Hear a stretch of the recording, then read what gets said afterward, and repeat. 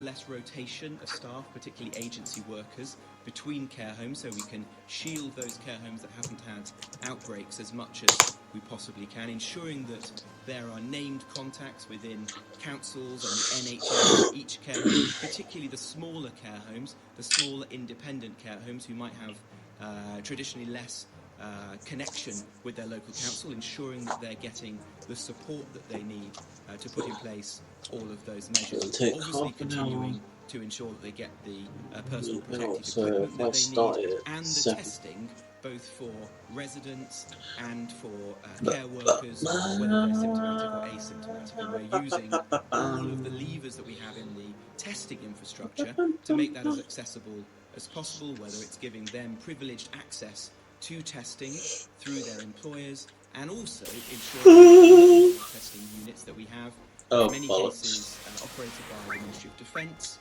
are going to places that are convenient for care homes, in some cases to their own car park, so that the staff are getting the tests that they need. Thank you. So you asked a very important question about if actually good infection prevention control patients are moving, and obviously many of the elderly care home residents will be some of our most vulnerable patients. Really important to remember that if a patient has gone into hospital, been tested positive at an early phase and have had the disease and recovered, they will still be marked as a positive test, but very unlikely to be infectious after a long period of convalescence in hospital. So I think we're not talking about that. But what's really important in this, the test is an important element, but it is about the systems of good infection control, both in the hospital and in the receiving care home, and that is the fundamental basis, whether it be COVID or anything else, of managing patients carefully. The same sorts of issues arise to a degree with in flu and with norovirus, which we'll be aware of. But I think here, although every potential care resident, new moving care resident, is tested now in hospitals, there is an important element here. One is, even prior to that testing, there was a policy whereby an individual who is moving into a care home would be retained, if you like, in safe isolation within the care home, because it was recognised that this was a risk group. So they are all having a test much the same way for weeks before this. But I think it does come down to a degree of local discretion. I know NHS England colleagues have sent out very clear instructions to hospitals to support the testing, to make sure that's done in a convenient time period before the patient is due for discharge, and to have local conversations about this where on occasion, and I think it is not the rule, there are difficulties. Clearly, at the centre of all of these discussions is often a very elderly and quite vulnerable individual, and it's really important that they are managed in the way which is best for their health and everybody else's infection risk, but also their personal life as well. Thanks, Jane. Laura, do you have a follow-up question? Yes, I mean, you've listed some of the actions that the government's announcing today, but we are now 2 months since the first case was recorded in a care home, and there aren't enough tests. There isn't still enough kit. We hear from care homes around the country. Care home managers are desperately worried about what's going on. You know, why does it seem day after day that the government is not getting a grip on this? Well, I don't underestimate the challenge being faced by residents and staff of care homes. The package of support that we're giving today builds on the work that we've been doing for many weeks now. With respect to PPE, for example, we've delivered tens of millions of items of PPE to care homes through local resilience forums across the country. Testing has been going on for some time. I'm sure there is more that we can do, but we've now brought capacity for testing nationally up to 110,000, and we need to ensure that it's focused on the people who need it the most, including the care home workers. Our whole focus now needs to be on ensuring that care homes are guided through the weeks and months ahead, and we protect as many people as we possibly can within them. Thanks, Laura. The next question is from Paul Brand from ITV. Good afternoon, thank you. Any extra money for care homes is, of course, welcome money, but the funding you've announced today, as you outlined, is specifically for infection control. Care homes are telling us that sadly one of the greatest costs they face from COVID-19 is that many of their beds are now empty. How does this money prevent care homes from closing?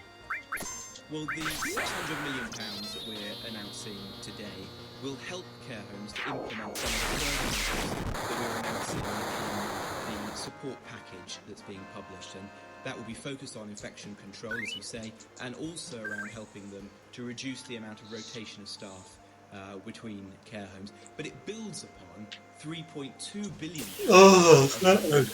given in the last 2 months to local councils, the vast majority of which, 90% of which, has gone to those councils with responsibility for adult social care. So there's almost £4 billion of additional funding that's been given to councils to help them meet the very significant additional costs that they're facing to do the things that we've asked of them to meet the challenge of coronavirus. We're obviously working very closely with those councils and with the care sector. And if there's further funding required, then obviously we'll consider that in the weeks and months ahead. We need to ensure they have the support, which is partly financial, but it goes beyond that as well. And the package includes ensuring that care homes, including those smaller independent homes, also have expert advice from councils, from public health professionals and from the NHS to ensure they've got the best infection control, access to testing, the right protective equipment, and new discharge policies so that residents are only arriving or returning to the home once we know that they're free of COVID-19. I don't know if Jenny, there's anything you'd like to add on the package that we're bringing forward for. Yes, for I mean, care just homes. from a clinical perspective, NHS England already had a plan of enhanced support for care homes in progress, but in fact that has been brought forward, and there's a lot of joint working to ensure that each care home, that there is a clinical lead in each area who can then oversee and provide specialist advice. And I know, I don't have the figures here, but there's been a lot of training. The trainers, for example, around infection control, which is an important element, and directors of public health who are very critical in local authorities. They will work between the adult social care directors and between local public health teams, will be increasingly taking a leading role in oversight of that. Many of them are already, but I think it's just pulling all these things together gives that added assurance that there is consistency across the patch. But I think, going back to the earlier point, these are all elements that were generally in place. So every care home has an infection control policy. It's an added focus to it, though, and I think we do recognise in some smaller care homes, for example, it can be quite difficult to maintain specialist skills. So having this extra clinical support and advice going in or available to people is a really important step. Thanks. Are you content with that, Paul, or do you have a follow-up question? Just a quick one. I mean, as you know, Community Secretary, some of the funding isn't getting through to care homes. It's not being passed on by councils. Councils say they haven't got enough money, and the money you've announced today is specifically for infection control. Wouldn't it be better to allow the care homes to spend the money on whatever they need to spend the money on? Because some of them are closing. We reported last night on one which has now moved residents out of the care home.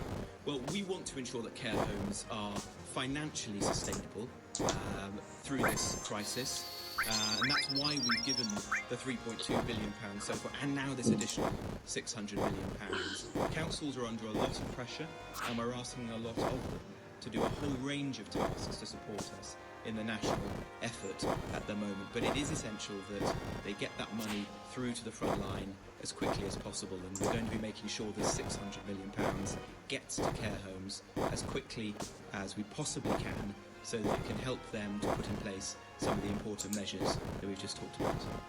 Thanks very much, Paul. Our next question is from Andy Bell from Channel 5. Andy, good afternoon. Come in, Andy. We're still looking at Paul Brand. I don't think we can hear you, Andy, I'm afraid. You might have muted yourself. Hi again. There he is. Thanks, Andy. Can you hear me now? Great. We can. Mr. Jenrick, the government has said that parents will not be penalised if they choose not to send their children back to school because they're worried. Will the same apply to staff if they are concerned about what is happening in schools next month, or will they simply be expected to go back to work? And Dr. Harries, do you agree with the Prime Minister today that it's premature to have international comparisons on death rates? And if so, what has changed since you were happy to stand at that podium and make those comparisons in recent weeks. Well, thank you, Andy. Well, the Education Secretary is working very closely with the trades unions, with teaching professionals, to ensure that they are comfortable and have sufficient guidance to return to the workplace. Many teachers have been working, of course, in those schools that have remained open, ensuring that the children of key workers and vulnerable children are given schooling during the lockdown measures, and we're very grateful to those teachers for doing that. But we're going to keep on working with the trades unions to provide as much comfort as we possibly can, with a view to getting schools open as quickly as possible and towards the timetable that the Prime Minister set out at the weekend. Jenny. Thank you. So I think you're referring for viewers' benefits to the slide set has changed slightly. I, as a scientist, as a professional, I work on a basis of transparency of data. I'm absolutely delighted to discuss death statistics comparisons on whatever occasion is necessary. But I think there is no reason why the death data can't be produced here and it's available in public. There are a number of new reports actually which I think are adding insight, and so it's becoming very clear that there are a lot of facets to understanding death data. So for example, the Office for National Statistics data, a number of reports coming through which the public can have access to and look at those. So I think there is no suggestion that the death data cannot be available, and it is in a number of different places. The main point, I think, of your question was around comparisons, and you will know that I have stood here very often, but I think a whole range of other professionals, Chief Scientific Advisor, Chief Medical Officer, Sir Ian Diamond as well, and highlighted some of the risks of doing this. So I think all of us professionally are very clear that because death data is collected in very different ways in different countries, particularly at the moment, because the rate of testing is very different, and because we're still understanding the risks to different stratas of the population, so by age or by other risk variables, the only really good comparison in the longer term overall will be to look back at all-cause mortality, so that's a death from any cause at all, whether it be confirmed or not, and look at that when it's adjusted for age of a population. That accounts for whether a particular country has a very high proportion of older people and therefore expect more deaths, but also to be seasonally adjusted as well, if possible, because we know, for example, in normal times when we don't have COVID, that we will see excess deaths through a flu season. So all of those things are important. We're not quite there yet, and in fact the pandemic is still moving at different times in different countries. So the time to do this on an international scale will be to look back probably 12 months hence still, and then do the comparison. It's always good to keep looking on the way and to see if you can learn, and we do that, but that's the time I think to do it, and it will be all-cause mortality. Thank you. And Andy, would you like to follow up on either of those questions? Yes, Mr. Jenrick, I mean, do you especially, Mr. Jenrick, understand why people might find it a little strange that that particular slide and those comparisons have disappeared at this point? Well, we want to be as transparent as we possibly can. We believe that the way that we now report deaths is amongst the most clear and transparent of any advanced country. We record deaths in all settings, and as Jenny has said, making international comparisons is very difficult to do with accuracy at this moment in time. That doesn't mean that it's not worthwhile and that there aren't lessons to be learned from our performance and how it appears to relate to those of other countries. But accurate comparisons will be for the months to come when we're able to look at that measure of excess deaths in the way that Jenny's just set out, and that day isn't now. But we'll keep on reporting the statistics as transparently as we can, and the new slides that you've seen this evening set out some further measures that I think will be very interesting for the public. Thank you very much, Andy. And the next question is from Gordon Rayner from The Telegraph. Good afternoon, Gordon. Thank you. Thank you, Secretary of State. A question for Dr. Harris on schools. The French government has said that children are safer at school than they are at home. And I just wondered if Dr. Harris might be able to tell us, statistically speaking, which is more dangerous for children, being in school at the moment or the journey to school, whether it's on foot or by public transport or by car. And just a question for you, Secretary of State. We reported in the Daily Telegraph this morning that the Treasury is working on the assumption that coronavirus will increase the deficit to £337 billion this year. At this stage, has the government ruled out any of the possible ways of funding this, such as tax increases, scrapping the triple lock on pensions, or a public sector pay freeze? Well, let me answer, Gordon, that last question before turning to Jenny. Those are matters for the Chancellor, and he will no doubt return some of those questions in future fiscal events if he wishes. But he was very clear yesterday that coronavirus is having a profound impact upon the economy here in the UK, as it is in economies all over the world. You're seeing people losing their jobs, you're seeing stress and harm to businesses, large and small. The unprecedented measures that we brought forward, from the furlough scheme to the bounce back loans, the CBIL loans and so on, are all designed to protect as many people and businesses as we possibly can. We know we won't be able to protect everyone and everyone's business, but we'll do as much as we can, and we'll stand behind as many people and businesses as it's possible to do. It is important that where it's safe to do so, we do begin to cautiously reopen and restart aspects of the economy. And today I've announced a very significant step in that direction with the reopening of the housing market, and that, I hope, is an example of how we can safely get more people back to work and ensure the economy starts to get going again. Thank you. You actually gave quite a broad question, I think. I'm presuming it's in relation to coronavirus as well as the other issues. And I can't comment, I'm not particularly familiar with the French school system, apart from knowing that they probably have slightly different age groups and day timing. So I think the important point here is where are children going to flourish, and to balance out those risks and opportunities.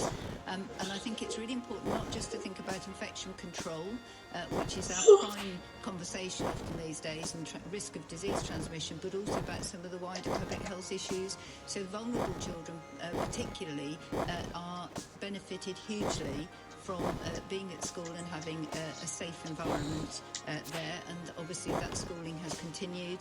Equally important that children at particular phases of their education don't miss out, because in terms of health risks, if a child in early years doesn't grasp the basics of education and feels comfortable in that environment, actually you can predict that their whole life chances, their economic prosperity, and that based largely on their ability to move into healthy, good employed work, will affect their long-term health. So I think we shouldn't just be thinking of what is happening this minute, but what happens over a child's lifetime and how important that is.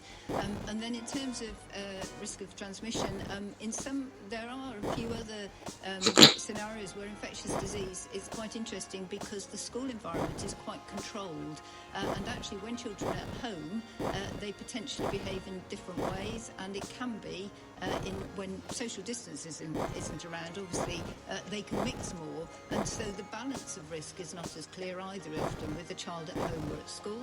So a number of issues there. We do know that overall children appear to have less, we know they have less severe disease. We can see that from the data, and they're certainly not transmitting this disease any more than adults do. There's some indication that younger children particularly are, if you like, group, and that is coming out, and I think reflected in a number of European school policies. But I think your other point was around getting to school as well, and the modelling that's been done. One of the critical features is not just about the disease risk and transmission. Actually, the really important thing is the social behaviours of the children when they get to school.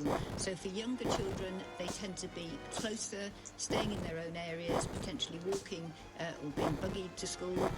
For older children, teenagers, they're tending to move across boundaries, using a lot of public transport, that sort of thing. So I think there are other great opportunities here as well. There are really really good opportunities for children to get good health benefits from school walking buses rather than an actual school bus. So really long question, long answer, but I think needs to be a really balanced one, and thinking not just about our risks now, but balancing those with the risks of the child's whole future.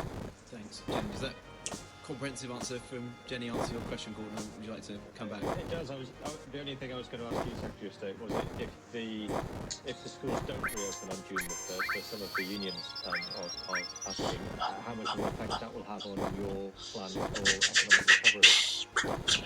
Well, I think it is important for schools to return when it's safe to do so.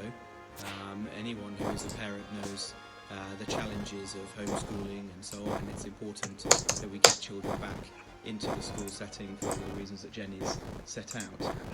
But we will keep working with the children, so our door is always open to them. And Gavin Williamson, the education secretary, wrong one. There we go. An agreement with them so that staff can feel comfortable in the workplace. It's absolutely right. Our next question is from Dominic Egan from Metro. Dominic, good afternoon. Hello, Secretary of State. Care homes were told until March the 13th, but it was, quote, very unlikely that any of their residents would become infected. And only on that date were they advised to review their visiting policies. Did you neglect the risk to the care sector and prioritise the NHS at the expense of the old? Well, thank you, Dominic. I think Jenny can set out how an outbreak is managed and how discharge and testing policies have been developed over time, which I think is the heart of your question.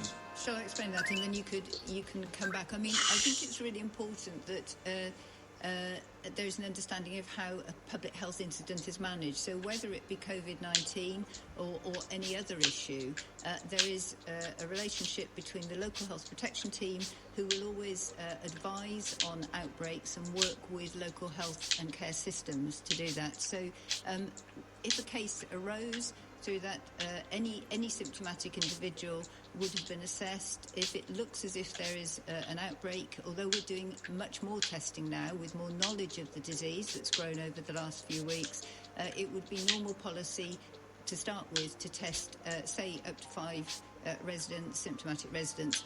Once you can identify what the disease is, we're talking COVID here, but it might be flu another year, then it's easier to understand what the proportion of illness is in that care home. So it's not just, it goes back to the point I made earlier in this briefing, it's not just about the testing or the discharge policy, it's about the systems of care that are in place. This is the fundamental building blocks of managing infectious disease in a care home. But I think in the context of the point you were making, throughout this outbreak, and it would be the same for any other, we look at the background epidemiology of disease, and I think the document referred to is a Public Health England document. They will be monitoring background disease, and so that document will be looking at where we knew there was a background risk of transmission. So if it's sustained community transmission, then it's at that point that you might expect cases to be appearing in other environments. And the same applies. You step up the alert system and then step it back down again. Obviously, we're still at the top now. And I think in between that time and now, there have been a number of different steps. So the point I made earlier about discharge into an isolation period for an elderly person is another example of management of care. It's my plan. Lord how. Was at the time of the incident or the advice, and that will apply to any documents which Health England has produced. And I think at that time we did not recognise there was any sustained community transmission. We clearly had cases around. Thank you. Oh, that's comfy. Yeah, just on Keir Starmer pointed out today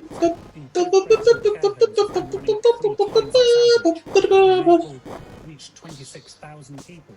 The coronavirus was only blamed for 8,000 of those deaths. What is killing the rest? that. It probably goes back to the question before about how you count deaths. I think what we're saying is 8,000 were confirmed linked with COVID, and actually what that means is they were associated with COVID. It's slightly different. Those individuals had a diagnosis, they had a laboratory confirmation. They could have died from something else that had COVID, or they could have died from COVID. And then the gap that you recognise, actually the same applies, but we don't have a test for those individuals. Some of them may well have had COVID. Some of them may well have died from other issues, and that's why it's so important that we look at this whole excess mortality. It's very likely that some of those individuals had COVID, and that may apply to other parts of the population as well. The important thing is whether they had appropriate care treatment, and I think the other point is, which you're perhaps referring to, is we are really mindful as we go forward from a health perspective, as a health professional, to understand and ensure that people, wherever they are, whether it be care homes or the general public, continue to use emergency health services in the way that they should do.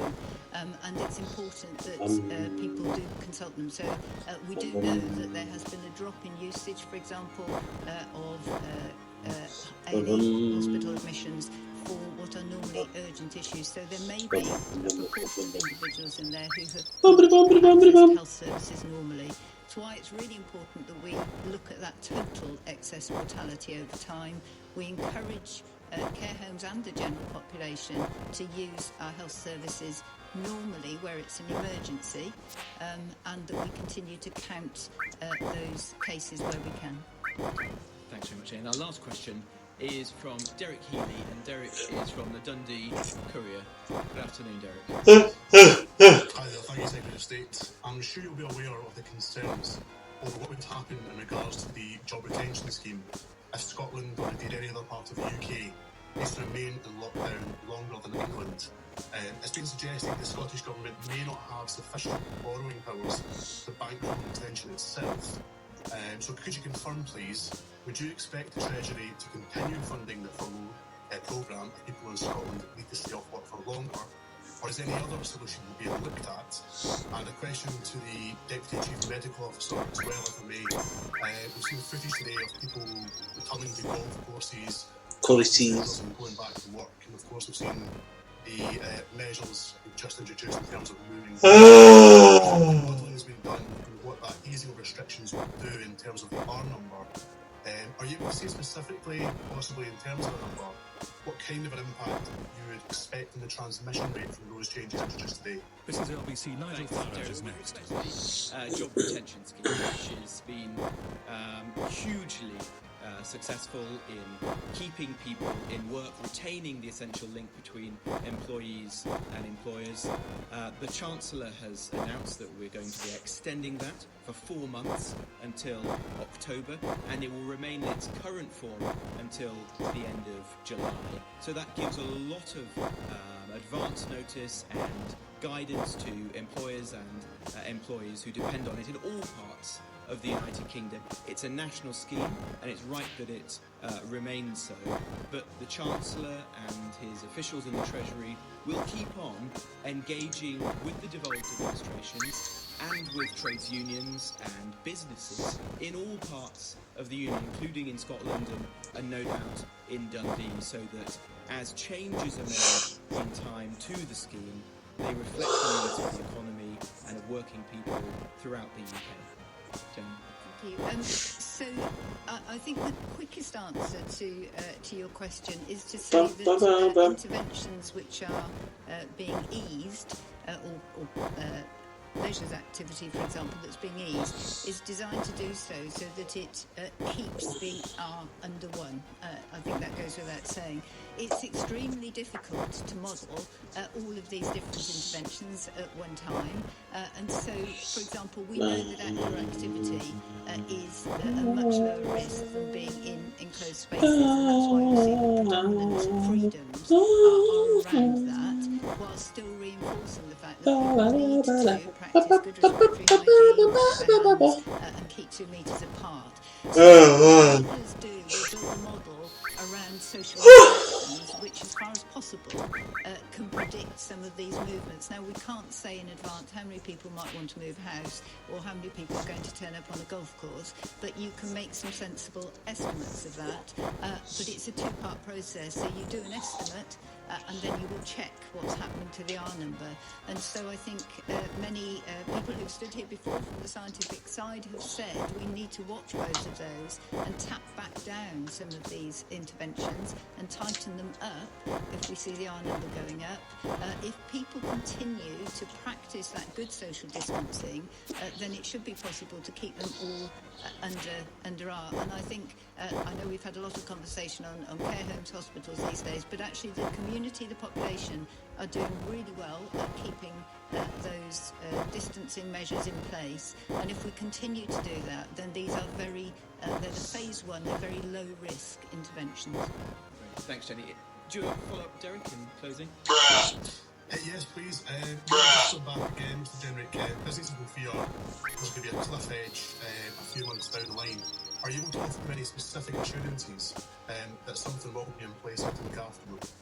Well, there isn't a cliff edge. The Chancellor has extended the scheme for 4 months precisely to give people as much notice as possible and ensure that that doesn't happen.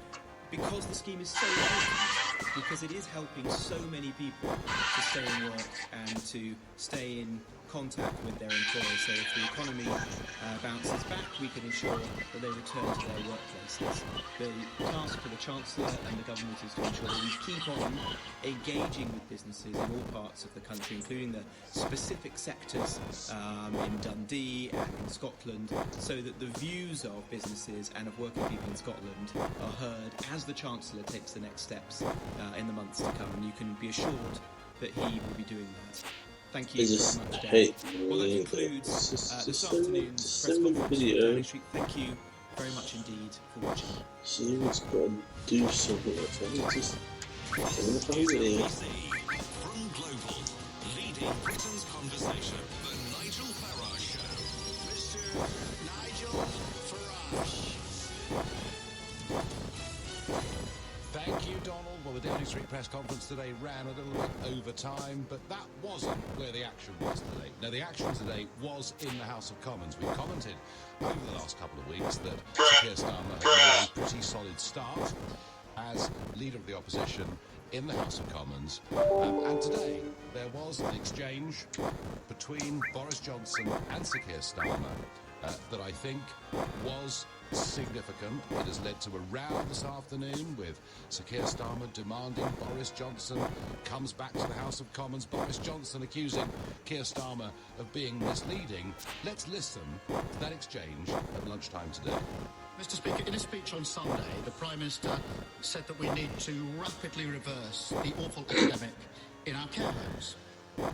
But earlier this year, and until the 12th of March, the government's own official advice was, and I'm quoting from it, it remains very unlikely that people receiving care in a care home will become infected. Yesterday's ONS figures showed that at least 40% of all deaths from COVID-19 were in care homes. Does the Prime Minister accept that the government was too slow to protect people in care homes? Prime Minister. No, Mr. Speaker, it wasn't true that the advice said that, and actually we brought the lockdown in care homes ahead of the general lockdown, and what we've seen is a concerted action plan to tackle what is unquestionably been an appalling epidemic in care homes, and a huge exercise in testing is going on. A further £600 million, I can announce today, for infection control in care homes. And yes, it is absolutely true that the number of casualties has been too high, but I can tell the House, as I told the right on last week and indeed this week, the number of outbreaks is down and the number of fatalities in care homes is now well down. There is much more to do, but we are making progress, Mr. Speaker. Mr. Speaker, I'm surprised the Prime Minister queries the advice of his own government up to the 12th of March. I do, of course, welcome any fall in the recorded numbers, and he's right to reference that. But the Prime Minister must still recognise the numbers are still very high. Well, the numbers are very high, and we are dealing here with 10,000 unexplained deaths in care homes. And this is a very serious matter indeed. Was Sir Keir Starmer right in what the government advice was up until the 12th of March, or is Boris right in his response? Well, joining me, somebody who's been following this all day, is Ben Kentish, LBC's Westminster correspondent. Ben, lively exchanges. Just talk LBC listeners through the sequence of events after that exchange. Well, Nigel, Boris Johnson denying that what Keir Starmer had claimed was in the document was in the document. Labour, very surprised by that, wrote within minutes to the Prime Minister asking him to apologise, saying he had misled the House of Commons, and also pointing people towards the document. Now, before we go any further, let me just read out what Keir Starmer says very briefly. He said this. This is what he said the document said. It remains very likely that people receiving care in a care home will become infected. Now, let me just read what the document does in fact say. It remains very unlikely that people receiving care in a care home or the community will become infected. It is word for word the same. So that was Labour's point. Number 10 then hit back, accusing Starmer of quoting misleadingly and selectively from that document, because they said he hadn't mentioned that elsewhere in the document it makes clear that that advice only applies at that time. The document says somewhere else. It is the current position in the UK. Isn't this the key, Ben? That Starmer said up until the 12th of March. Yes, and that was when the advice was withdrawn. So the advice, there's no doubt, the advice up until the 12th of March was that there was virtually no risk to people in care homes. And the point that the Labour leader was making was that at that point there very clearly was a risk to people in care homes, because there were many cases in the UK, and people in care homes should have been getting ready rather than being told there was no risk. Now, one other point on this, Nigel. Asked about this tonight at the press conference, the Deputy Chief Medical Officer said the advice stayed in place that long. It was issued on the 25th of February. It was only withdrawn on the 13th of March, because at that time they had made the decision, they had the view that there was no sustained community transmission in the UK. Now, you might think, fair enough. Listen to this. Minutes from a subcommittee of SAGE that I am reading now say this. There is a realistic probability that there is already sustained transmission in the UK, or that it will become established in the coming weeks. The date of that, Nigel? The 10th of February, 2 weeks before the guidance was even issued, and more than a month before it was withdrawn. No, well, that's a very good piece of work on your behalf. And so, basically, there's no denying that up until the 12th of March, that is what government advice said, and then it changed. Why, oh why, oh why? Given the facts of this are perfectly clear, to Downing Street hit back, say that it's all been quoted out of context, and even remarkably, Boris Johnson writing to Keir Starmer, I would remind you of the commitment you made when you became leader of the opposition to work constructively with the government. I mean, it's as if, there's an old maxim, where do the holes stop digging? Is that what Boris is doing? Well, I think it's probably fair to assume, Nigel, that they are trying to turn the row into one about Keir Starmer criticising the government, but then, of course, he is the leader of the opposition, and he would say, well, we can work constructively, but that will also include pointing out constructively where we think you've got things wrong. And I have to say, it's not just opposition politicians who are of the view that things have gone badly wrong in the care sector. We talked last week about even members of SAGE, the government's own scientific advisors, have said to me for many weeks, this is the heart of the issue. It's still not being addressed properly, and we were too slow to start with. Now, ministers say they have now got the measures in place. They're announcing 600 million more today, that they are doing all they can. But you can be doing all you can now, of course, while there's still being a criticism, perhaps, that you didn't do it earlier. Yeah, no, absolutely. And Ben, at the 5 p.m. Press briefing, were journalists honed in on this point?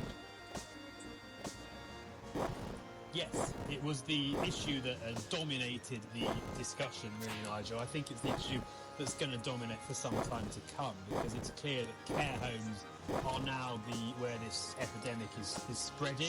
Care homes and hospitals, again, that was something that SAGE members were keen to emphasise to me last week.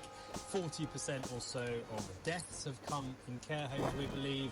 And also, of course, these are the most vulnerable people in society, really. Some of the most at risk from this awful disease, and some of those who might have expected the best protection. Now, the government might say, well, other countries have had a similar proportion of deaths in care homes, it's not just us, and that is true to an extent. I think it's about 45% in Italy, so there are international trends on this too, but the focus in the UK is going to be on whether too much focus early on was on the NHS. Absolutely. And whether the issue in care homes was only addressed when it was really a bit too late. Yeah, the Cinderella. Absolutely. Ben, thank you very much indeed. So, I'm going to debate tonight with you.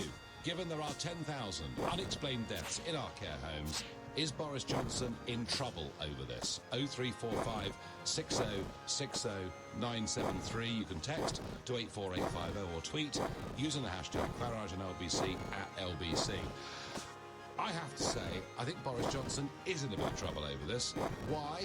Well, I've said before in the last couple of weeks that Keir Starmer is very forensic in his style, and indeed he is. I said in previous exchanges he'd had a points win, but no knockouts. Today, he came a bit closer. He has riled the Prime Minister into giving an answer, not just in the House of Commons, but also in his letter to Keir Starmer, that is, I mean, banter rights, factually inaccurate. Now, you might argue, does this really matter, or doesn't it? But it might be easier. It might have been easier for Boris to say, yes, actually, that was the advice up until the 12th of March, and then it changed when we realised there was a bigger risk with this spreading within our care homes. They haven't done that. And what that means is that Keir Starmer will now be like a dog with a bone, and the debate will move on. And I'll tell you where it'll go. It'll go to the fact that people who were diagnosed positive with COVID-19 were sent from hospitals to care homes. Now, some of them, maybe, had been in hospital a couple of weeks and would, by that time, not have been contagious. But I certainly know, myself, of examples of people being sent from hospital to care homes who were contagious, with the care homes not even being told until the patient had already arrived. And I think this is perhaps going to lead to the biggest scandal of this crisis. And you ask yourself, is it all Boris Johnson's fault? Well, actually, no. He doesn't run the day-to-day management of every single hospital, every trust, or indeed the actions of Public Health England. Yes, sure, he's the guy at the top. But at some point, we're going to need some contrition. At some point, we're going to need some honesty. And as I say, I'm quite happy for Boris to say there are hospitals that made terrible mistakes. Public Health England got the advice wrong. But at the moment, he won't. He can't be seen, he thinks, politically, to criticise the NHS. And I'm not criticising the men and women that work in the front lines, but something has gone badly wrong here. And by not accepting that Keir Starmer got this right, he has now led this into a new place where there is going to be a massive row and debate about, as I called it already, the Cinderella care homes. You tell me, is Boris Johnson in trouble over this, given there are 10,000 unexplained deaths in our care homes? I really think he is. Let me know. 0345 60 60 973. The time is now 6:15. Time for the news headlines with Bill Overton. The Chancellor says new figures covering just the first few days of the coronavirus lockdown are so bad a large economic downturn's unavoidable. The Prime Minister and Sir Keir Starmer clash on the issue of deaths in care homes, and more new rules are being brought in to make construction sites safer during the crisis. The weather, clearer skies tonight mostly, cold and frosty again, some showers in the southeast and far north, and a low of -3. LBC Travel Line, Dave. Golf on the M3 southbound. There's a lane closed because the van's broken down between junction 2 at the M25 and junction 3 for Bagshot. It stays slow in Esher. Claremont Lane is closed both ways between the A3 at Esher Common and Milbourne Lane because a bin lorry has overturned. It's slow in Mitcham on the Croydon Road in both directions at Windmill Road going through the roadworks. In the central turn, it's very slow eastbound on the Victoria Embankment and up at Thames Street from Waterloo Bridge to Tower Hill. That's because of roadworks that continue. And if you need to take the tube, the Waterloo and City and Circle lines stay suspended. This is LBC. Picture this. Small businesses on eBay are working to get things moving. Sending spices to novice cooks. Hairbands to kids. Desks for home offices. Delivering the goods. shipping footballs, Fruit trees. And dishwashers. Thousands of small businesses on eBay are helping to keep the nation going. They are individually brilliant, stronger as one. Buy, sell, eBay. This is LBC, Coronavirus UK, an LBC daily podcast with Nick Ferrari. I'm bringing you a daily podcast with everything you need to know about the coronavirus outbreak. Listen wherever you get your podcasts. When your tenants have a burst pipe, superheroes crashing through the wall isn't going to help anyone. With Direct Line Landlord Emergency added to your policy, we're able to send a rather super plumber in 4 hours and guarantee they'll use the doorbell. We can also assemble locksmiths, glaziers, electricians and drainage engineers.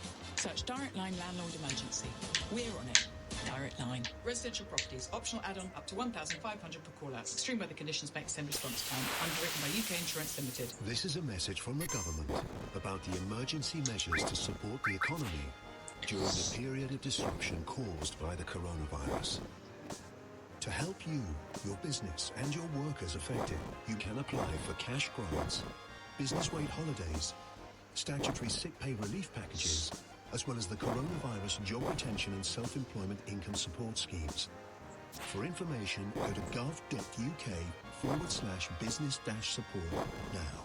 Right now at the Halifax, wherever we're working from, we're all working together to be there for you. So our customers can apply for a payment holiday on mortgages, loans or credit cards. And because we want you to stay home and stay safe, we've created step-by-step guides to help you set up online and mobile banking. Which is safer and easier than you may think. But for those that really need to see us in person, we're keeping as many branches open as possible. So however you need us at the Halifax, terms and conditions apply. For more information, go to halifax.co.uk. Being Lidl on price matters now more than ever, but we're still big on quality. Big on the big shop. From award-winning nappies to award-winning fruit and veg. From fresh British meat to hundreds of big brands. We're here for your everyday essentials and to help make time at home special.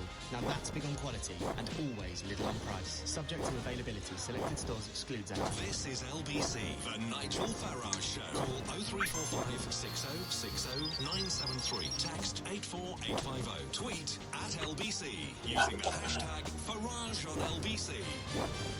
This is not just a war of words between Boris Johnson and Sir Keir Starmer. This is an issue in which there are 10,000 unexplained deaths in our care homes. So it is a matter of the utmost gravity. Now, those that criticise Keir Starmer say, oh, well, he's backtracking. He's talking about what was said then. What Keir Starmer is doing is saying to the government, and this is a theme he's been working on, weren't you a bit slow on all this? Weren't you a bit slow in bringing in lockdown? Weren't you slow to recognise the risk to care homes? And Johnson insists that they weren't. On the fine point of what the advice was up until the 12th of March, which was what Keir Starmer said in the House of Commons, there is no doubt in my mind Starmer is right and Boris Johnson's team are blustering, but they're actually wrong. And I'm asking you, is Boris in trouble? And I think he is, because I think this then leads into a bigger debate about care homes and a bigger debate about why people were being sent back from hospitals to care homes, in many cases carrying this disease. Let us start with Colin in Bromley, who's a new caller. Good evening, Colin.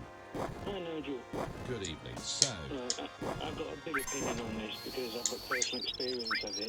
Okay. The 10,000 deaths are coming from those who had their right to health and their right to care taken off them. It's all the people with cancer and on dialysis that had their care removed. So is the argument, Colin, that many of them would have gone into hospital normally for dialysis treatment, for argument's sake? Yes, and because they didn't, and cancer as well, because they didn't, these people have ended up dying. But obviously, Boris does not want that out there, so that everybody knows. Isn't it a bit of both, Colin? I mean, look, I absolutely accept that you're right, you know, and when we know in this country that 50% of acute cardiac cases have not been seen in the last 7 weeks, your point is absolutely true. But equally, there are care homes in which coronavirus has absolutely ripped through and killed a large number of people too.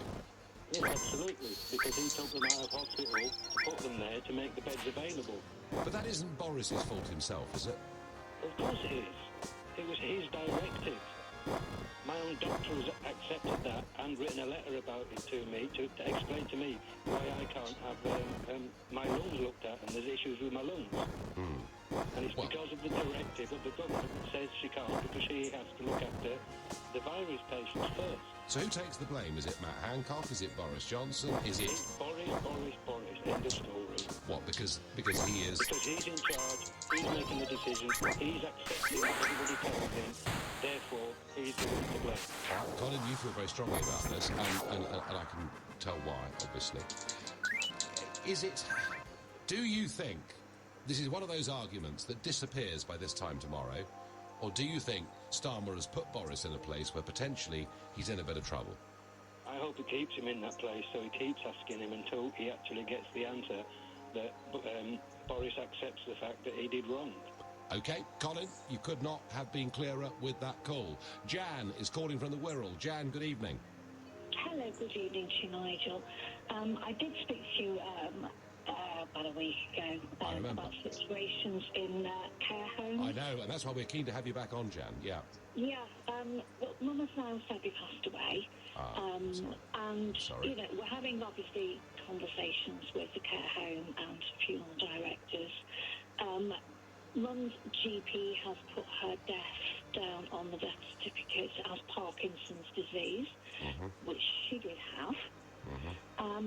I've never seen anyone die of Parkinson's disease that quickly. To go from 1 week I was socially distancing, took a piece of paper in to get the staff, to get Mummy to actually sign it herself for her pension, what have you.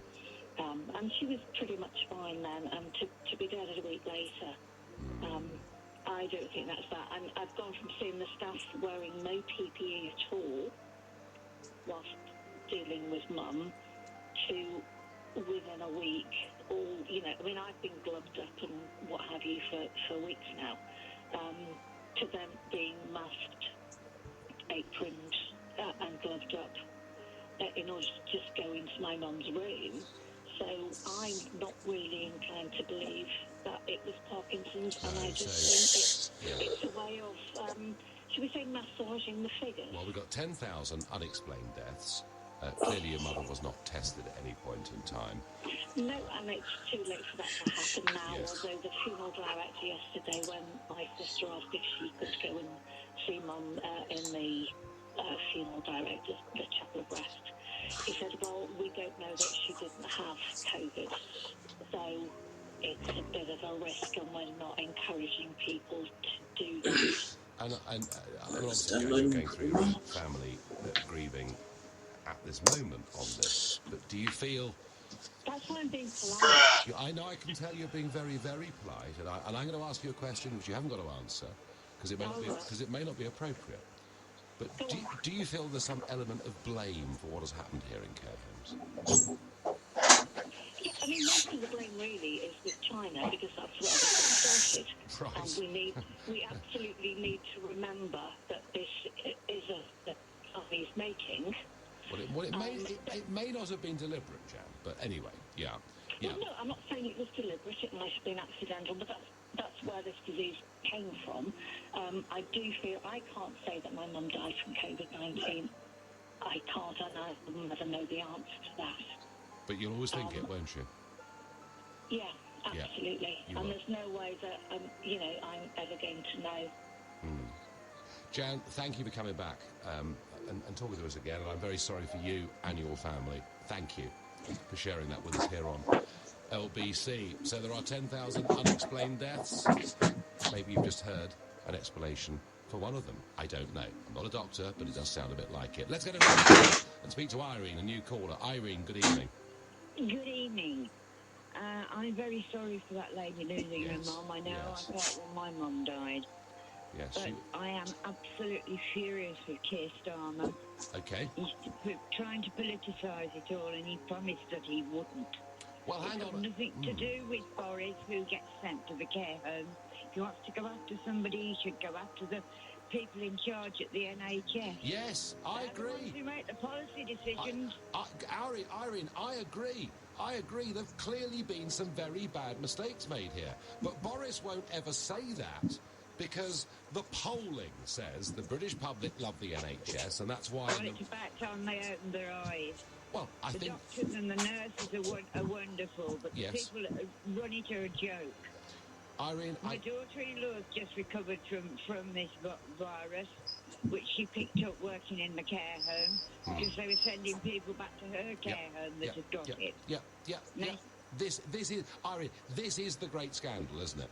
The great scandal is that we've actually ourselves, within our own health system, pushed the spread of this from hospitals into care homes. No, Irene, Boris either, he's got a choice, hasn't he?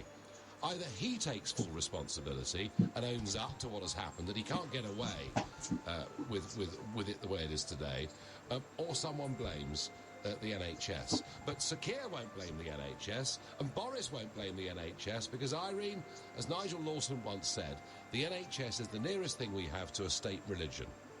Absolutely. You know. But I think it's dreadful what they've done. I'm so disgusted with them. Yeah, it's a very powerful point. Irene, thank you. Off to Kingston to speak to Kelly. Kelly, good evening. Yes. Hi, Nigel. Hi. No, I don't blame Keir Starmer at all. I think it's just opened our eyes to what we already knew. And it was all hidden and it wasn't talked about, but thank God someone's brought it to the forefront.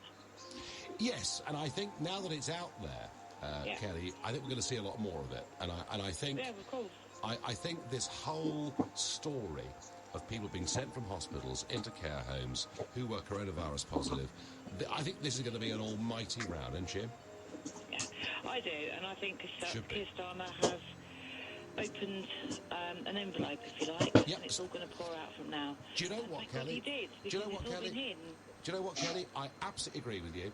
I think if Johnson had answered this honestly, now, at the time, in the House of Commons, he may not have been on top of the fact. Everyone says Boris doesn't do detail. But to fire back with this letter, denying what clearly in factual terms was true, is a mistake, and I think he's going to make it worse for himself. Wet in the hole, stop digging. Kelly, thank you for your call on Twitter. I've never heard such a terrible answer in response to the question regarding excess deaths in care homes. On Twitter, I think Keir Starmer would be wrong not to point out things when they've gone wrong. Boris will have to look out as the truth will be told. Angela says, go, Sir Keir. Yeah, and this, responds in very much in a way to Johnson saying to Starmer, well, you promised we'd work together. Yeah, but criticism is fair at all times, provided it's justified. Nigel, lockdown did not start earlier in care homes. I saw my mum on Mother's Day, which was the day before general lockdown began, says Sandra in Loughton. Sandra, you're absolutely right. Mother's Day was the 22nd of March. Nigel, I don't really care for hindsight Starmer. Boris Johnson's got enough on his plate without all this left-wing carping. Starmer's been asking for an exit plan for weeks. When he gets one, he says, why are we coming out of lockdown? The public don't like this, says Gareth in Doncaster. Gareth, who you like and don't like, I don't think is the issue right now. There was a factual exchange in the House of Commons and letters afterwards, and there was no doubt on the absolute specifics of what the advice was. Up until March the 12th, Starmer is right, and Boris is trying to bluff it away, hoping it will go away, and I think he's made a mistake, and I think he's in a little bit of trouble. It is now 6:30. Time for the news with Bill Overton. The Chancellor's warned of the severe impact coronavirus and the lockdown are having on the economy. A significant downturn, he says, is now inevitable. The Prime Minister and Sir Keir Starmer have clashed on the issue of coronavirus deaths in care homes. Both have accused one another of making misleading remarks to MPs. A further 494 people have died in the UK after contracting COVID-19. Takes the total number of deaths to 33,186. And estate agents have reopened and house viewings can take place again as part of efforts to kickstart England's housing market. The weather tonight, clearer skies, cold and frosty again, showers for the southeast and far north with an overnight low of -3 degrees. Nick Ferrari at breakfast. Weekday mornings from 7. Teachers are heading for a clash with the government over the reopening of primary schools after the biggest union, the National Education Union, has said it was unconvinced there's scientific basis behind government guidance issued yesterday. The teachers did not need PPE to keep them safe. Amanda Martin, who's president of the NEU, the National Education Union. Every country that has closed schools, the spread has gone down. Your profession will never be able to practice current social distancing, ever. Nick Ferrari at breakfast. With Xero. Get your business digital ready with Xero accounting software. LBC. Superheroes crashing through the wall isn't going to help. What's wrong with me? With Direct Line Landlord Emergency added to your policy, we're on it to send a rather super plumber in 4 hours and guarantee they'll use the doorbell. We can also smiths, glaziers, electricians and drainage engineers. Search Direct Line Landlord Emergency. We're on it. Direct Line. Residential properties. Optional add-on up to £1,500. Extreme weather conditions may extend response time. Underwritten by UK Insurance Limited. This is a message from the government about the emergency measures to support the economy during a period of disruption caused by the coronavirus. To help keep your business and your workers affected, you can apply for cash grants, business rate holidays, statutory sick pay relief packages, as well as the coronavirus job retention and self-employment income support schemes. For information, go to gov.uk/business-support now. If you want to do something important, work in adult social care. I'm Georgia. I love social care because you never know what each day will bring. The thing that I would say to anybody that was thinking about a job in social care is go for it. We are recruiting in your local area. We need you now, and they need you always. Care for others. Make a difference. Today. Search adult social care jobs now. Landlords, is your property empty? Are you struggling to find tenants? Then speak to FineFair, London's rent guarantee company. FineFair will guarantee your rent for 1 to 5 years, with no commissions, no management fees, no voids. Join the thousands of landlords already guaranteeing their rent in London and surrounding areas.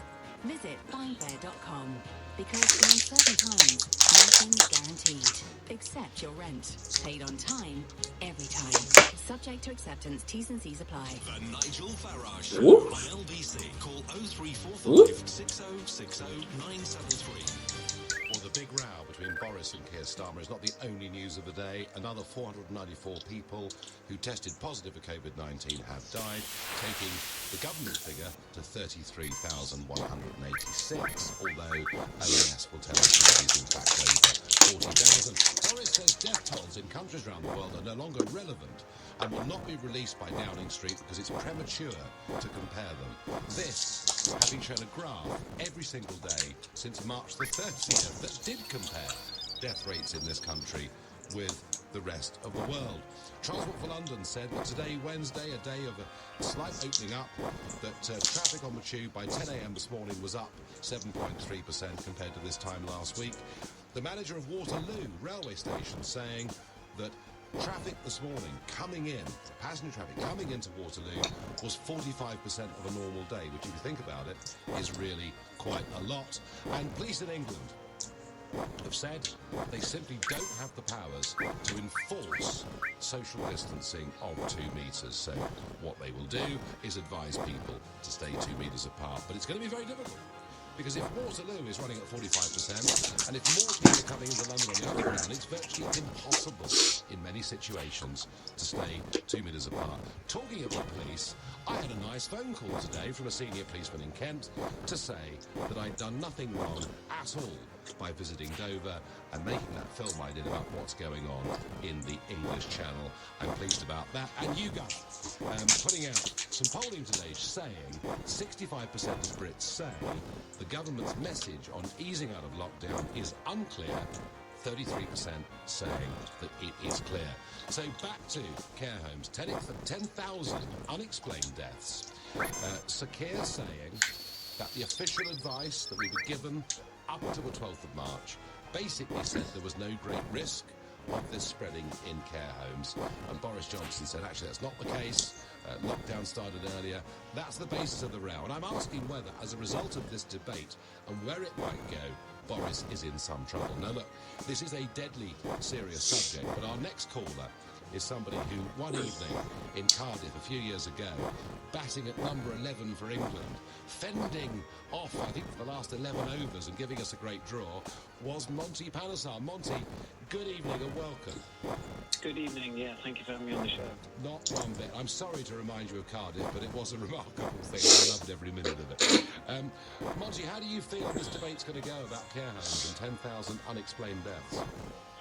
Yeah, I think Boris kind of neglected, the care homes and the hospitals, with PPE kit, and he kind of focused on making sure that, the NHS, wasn't overwhelmed, and because that's, one of our sort of, this country's, symbols, the NHS. But I think he needs to, find an explanation of, why he didn't help the care homes and the hospices as well.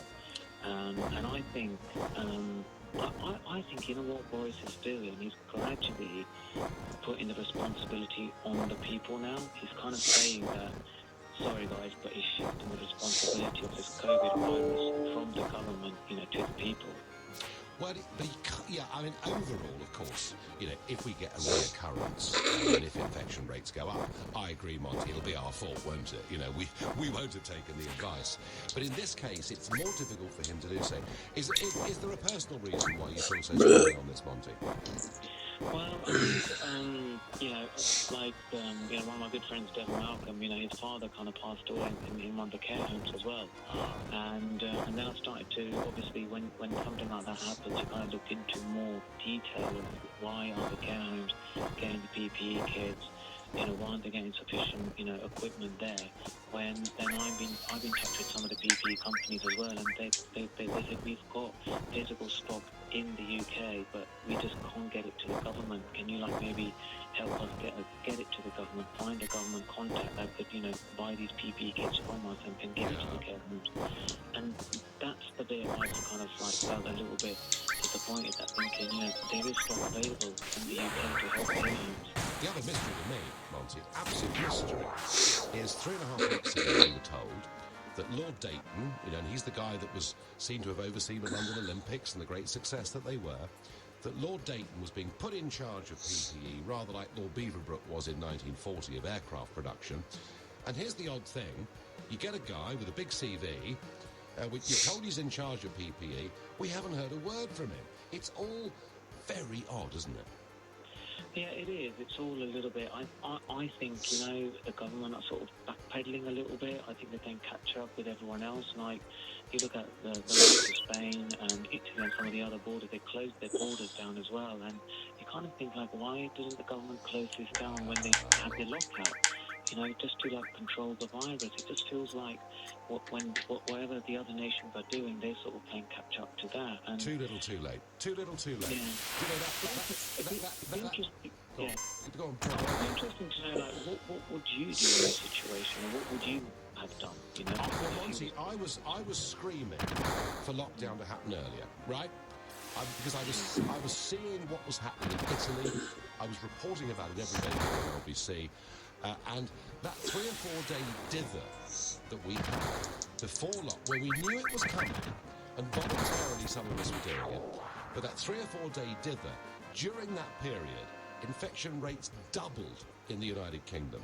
So I think that was a mistake, and I think that to have allowed 18 million passengers into our airports from all over the world, with only 273 of them being quarantined, I think these were huge mistakes. So I'm not pretending that this has been easy. It's an unprecedented thing. But I think Boris's mistake today was not to accept that what Keir Starmer said was true, but to try and bluff it all away. And I think that means he's going to have a very difficult couple of weeks. Yeah, because I think, the next 2 to 3 weeks is going to be crucial to him, his government, and also some people are even saying, like, if we have a second outbreak, then potentially it could lead to him actually not being the Prime Minister, because they may think he's not making, strong enough decisions. And Maybe what he ought to do, Monty, is rather like a cricket captain who's losing, sack a couple of players, and maybe what he needs to do is to sack Hancock or somebody else. Monty, thanks ever so much for joining us. Do call us again when you feel strongly on something. Thank you. That was Monty Panesar. Now, Jan says to me from Archway, those already in care homes when they became infected. Right, okay, she says the government barred visitors very early from coming into care homes. Well, we just heard of a case where somebody went to see their mum on Mother's Day. And here's the other problem, Jan, that's not been talked about tonight so far, and it's this. A lot of care homes relying on agency workers, and agency workers going from care home to care home. Again, and that is something you can't blame on the NHS. That is something you can blame on care homes themselves. But somewhere here, there are managers in the National Health Service, and I don't even care whether they were told by government this is what they had to do. But if they knowingly sent people back, which we know they did, back into care homes who were COVID-19 positive, I think that's an absolute scandal, personally. We're going to Birmingham to speak to Mike, who's a new caller. Mike, good evening. Yeah, good evening, Nigel. Thank you very much. I've been trying to talk to you for ages. Good, well, you're here. You're on the show. LBC, the floor is yours. Right, thank you very much. It's just a couple of points I'd like to make about these discharges from hospital back to the care home. Yes. Okay? Now, if a patient is being discharged from a hospital, there are strict guidelines on what you do when you discharge them. But either they come from one hospital or to be accepted to another hospital. Even if they've got MRSA positive, okay, or they're MRSA negative, they are coming from another hospital into your care. Now, either they get put into a side room and be treated as a positive case, so they're separated from any other patients within the hospital, so nobody else can get it. The same as going from a hospital to a nursing home. Somebody at that nursing home has got to have a clinical decision from someone in that nursing home who will accept that patient and then isolate them. Well, that's fine, Mike, but the example that I was talking about was where a patient was returned from a hospital to a care home, and the care home were then told an hour after the person had got back that they tested positive for COVID-19. I mean, that is just negligence, isn't it? That is absolute negligence, yes. That is definitely, I quite agree with you with that. But you can't put this on Mr. Johnson to say his fault entirely. Mike, I'm not trying to. I'm making the point, he doesn't micromanage everything, but if it's not his fault, it must be somebody's, Mike, and Boris seems reluctant to say so. Yeah, but I mean, someone, even if they'd have been there in an hour, they should have isolated that person straight away, immediately. I mean, those people they came into contact with should have been tested. How do you feel, Mike? I've just got a question about these nursing home managers, like you said just previously. That they are responsible for those homes, and also a lot of those homes are actually privately owned. Yes, they are. Where are they? Where did they get their PPE from in the first place? It wouldn't be from an NHS provider. So why are they now going on about, I haven't got the PPE, I haven't got this and well, they're privately, they're privately owned, Mike, most of them, but many of the people in them are being paid for by local authorities. So it's a strange mix, it's a strange hybrid. Mike, overall, how do you assess Boris's handling of the crisis so far? I think he's done a brilliant job, to be honest, under very difficult circumstances, because we didn't know anything about this virus in the first place. It's new, it's hit everybody, and it doesn't matter who would have been in government at the time, it would have hit them as well. And to be fair, I think the Treasury, I think the Chancellor, I think Boris has handled it well, even though he's been ill. he's in a very, very difficult situation. You're damned if you do, and you're damned if you So don't. why didn't he? I mean, fine, you know, and there are people that will agree with you, Mike, on this, that people think he's handled it badly. I think the government haven't done very well, but you think that he's done a good job. But why not admit that Keir Starmer was right on the point that he raised on the floor of the House of Commons this morning? It probably was, because the actual evidence is there for it to be. It was actually in black and white on news. So why deny it, Mike? I'm not denying that. No, why did Boris deny it? I don't know. No. I think he's been ill-advised, probably. Well, he shouldn't need advice. He's the governor. Mike, thank you. Care homes have been neglected for years and years by all political stripes. This is a catastrophe that was inevitable during a pandemic. It's not Boris's fault personally. It's the fault of every single politician, says Karen in Red Ruth. Have to say, I've been advocating for nearly 10 years that having a separation of the National Health Service and the care sector has been a mistake. Doesn't lead to joined up thinking and actions, and maybe we're seeing a little bit of that too. The time is now 6:46. Time for the news with Bill Overson. The Chancellor warns a significant recession's on the way, with the economy going through its worst fall since 2008. The Prime Minister and Sir Keir Starmer are rowing over coronavirus advice to care homes. Vauxhall announces it'll wake up its Luton plant partially from Monday, before doing the same at Dagenham and Bridgend. The weather, clearer skies tonight, cold and frosty again. Some showers in the southeast and far north, though, and a low of -3. LBC Travelline, Dave Goff. The A2 Old Kent Road in Borough is closed in both directions between the Roebuck Pub and the Bricklayers Arms because of a police investigation, so there are delays on the approaches. It's very slow at Esher. Claremont Lane stays closed in both directions between the A3 at Esher Common and Milbourne Lane because a bin lorry has overturned. It's slow in Mitcham on the Croydon Road in both directions at Windmill Road going through the roadworks. It's heavy on the North Circular Road eastbound from the Coney Hatch interchange to Palmer's Green, and on the Underground the Waterloo and City and Circle line stays suspended and lots of tube stations remain closed. Coming up at 7 on LBC, Ian Dale. At 9, top employment lawyer Daniel Barnett will be here to take your calls on the furlough programme and much more besides. Ian Dale on LBC. This is a message from the government about the emergency measures to support the economy during a period of disruption caused by the coronavirus. To help you, your business and your workers affected, you can apply for cash grants, business rate holidays, statutory sick pay relief packages, as well as the coronavirus job retention and self-employment income support schemes. For information, go to gov.uk/business-support now. Get your cook on with Asda. With Butcher Selection quarter pounder beef burgers, get a 4-pack for just £2.28. And salmon fillets, get a 2-pack for only £2.97. So dinner's always a winner. At Asda, we're committed to low prices every day on the quality products you need. Asda. Selected stores online, subject to availability. TSB believe in people helping people. That's why they've created TSB Smart Agent, a new secure way for TSB to answer your personal and business banking questions online. Find out more at tsb.co.uk. Automated service available 24/7. TSB partners available 9 a.m. to 4:30 p.m. Monday to Friday. Hi, I'm Simon Thomas, and I'm here to talk about my podcast, Life Interrupted. I interview people who've been through the most desperate times. Each interview teaches us that no matter how hopeless life can sometimes seem, there is a narrow path through to a better life. I speak to Fern Cotton, Andrea Core, Dave Clark, and many more. The most important thing to have in your life is love. And if you have enough of that, then everything will be all right. Yeah. Listen and subscribe to Life Interrupted wherever you get your podcasts. Leading Britain's conversation. LBC, The Nigel Farage Show. This is not only a health crisis, of course, it's also an economic crisis. And we had the furlough announcement yesterday from Rishi Sunak. And this morning, a remarkably frank, I thought, interview with the Chancellor of the Exchequer. And this was after figures for the first quarter GDP were released, which showed the British economy had shrunk by 2%. The French economy had shrunk by 5.8%.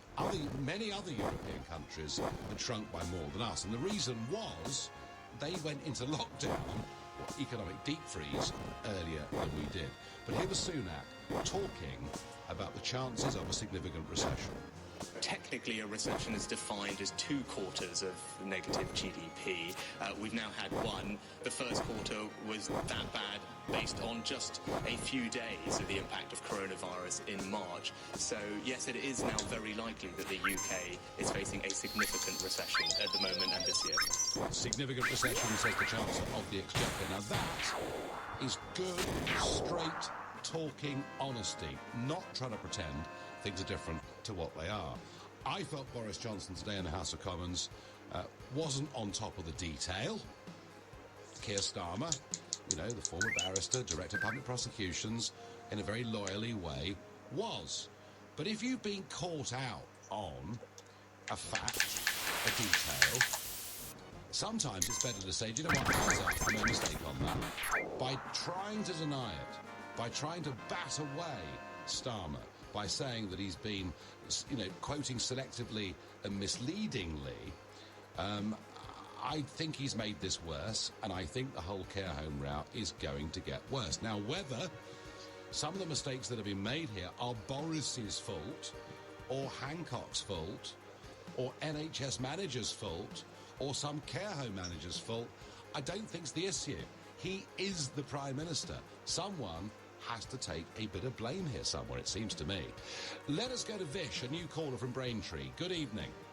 Hi, Nigel. How you doing? I'm doing okay, but I'm just a bit surprised that Boris didn't say, do you know what, we got that wrong. Yeah, but you know, Nigel, it's damned if you do and damned if you don't. I'm with you. I personally think lockdown should have happened a lot earlier. Now, I understand why the government's done it, because obviously the economy would have been a major a thought in their process. Had we have done it earlier, these same people, and kept the numbers down, these same people that are moaning now that we locked down too late would have been complaining now, saying, no, we locked down too early, you know, and had we been showing a 5%. No, I don't agree. I don't agree, Vish. I don't agree. Because here's the problem. Delaying dithering for those 4 days or whatever it was over lockdown, infection rates doubled in that time.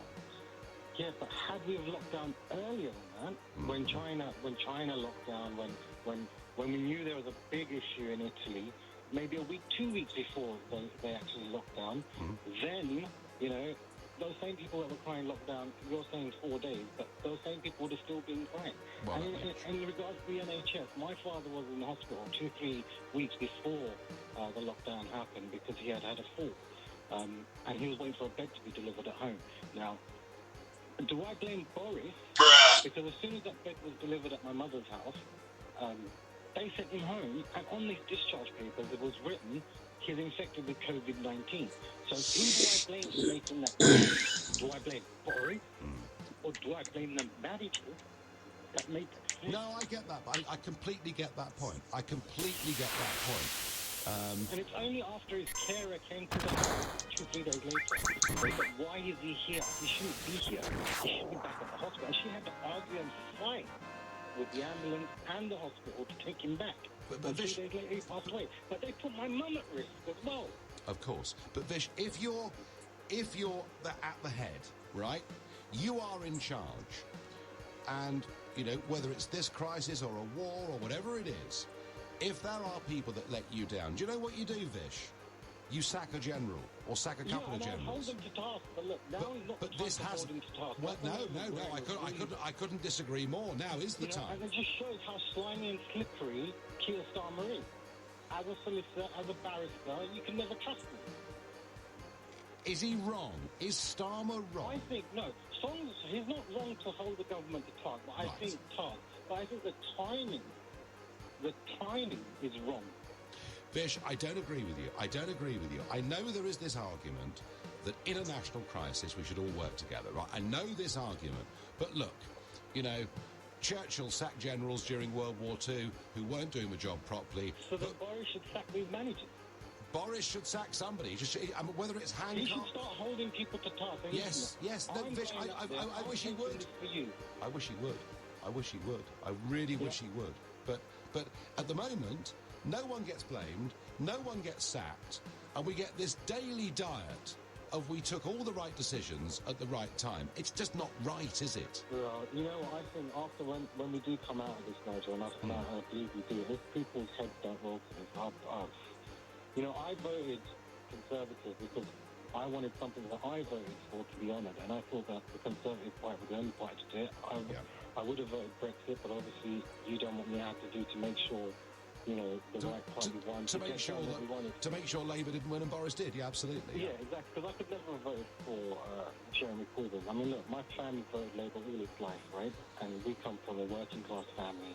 We work to improve ourselves, not for handouts, not to give handouts, but to work to better ourselves. Sure. So I can buy the nice clothes, I can buy the nice house, I don't educate my kids, and, you know, so in that sense I voted for Boris and also because of a Brexit vote.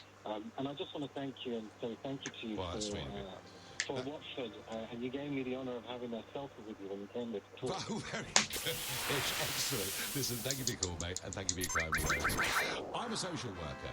Why don't these wealthy private homeowners pay out and protect their staff and their environment? Susan from Kingston. Susan, I'm sure some people running care homes are very rich. I'm sure some people running care homes are not very rich at all and find it quite tough.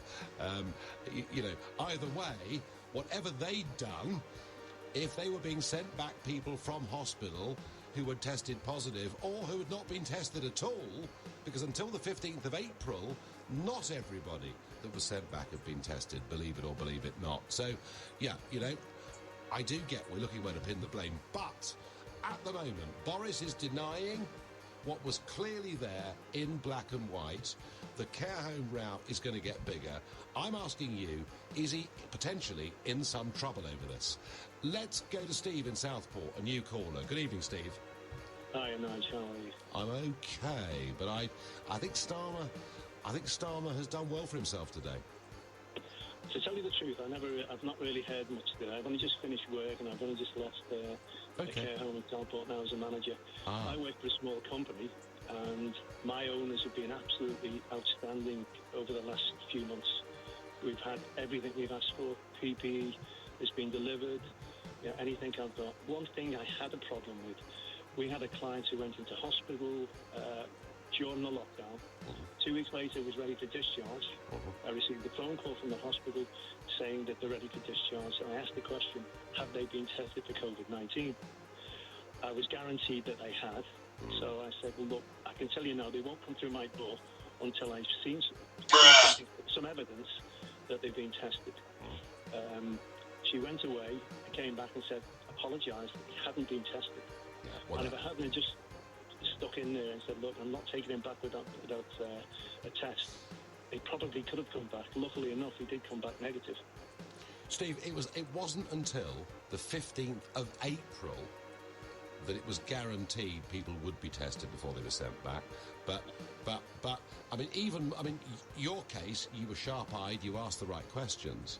But what about the cases where people who tested positive were sent back? Shouldn't they just have been put into isolation in hospitals? They shouldn't have been sent back, pure and simple. Why? But Steve, you're in the health... Explain to us. You work in this sector. Why were they sent back? Ask the hospitals.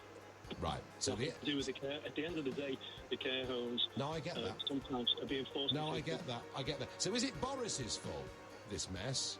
Or is it governors in the NHS? It's got to be the NHS. At the end of the day, Boris doesn't deal with the NHS, and he doesn't deal direct.